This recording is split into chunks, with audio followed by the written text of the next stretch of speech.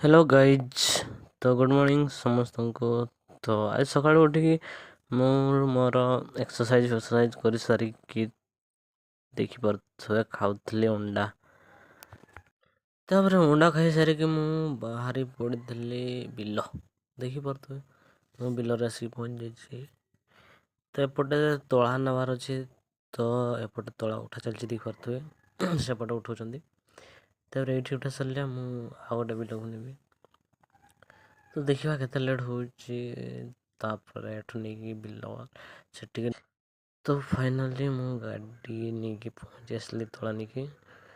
ତ ସେପଟେ ଆସୁଛନ୍ତି ଆମର ବୋଉ। ଆସି ସାରିଲେ ମୁଁ ନେବି। ବିଲରେ କାମ ଚାଲିଛି, ତ କାମ ସାରିକି ମୋତେ ଘରକୁ ବି ଯିବାର ଅଛି। ତ ଚାଲନ୍ତୁ ଘରକୁ ପହଞ୍ଚି କରୁଛି। ତ ଫାଇନାଲି ଗାଇଜ୍ ମୁଁ ଘରକୁ ପହଞ୍ଚିଛି ବିଲ କାମ ସାରିକି।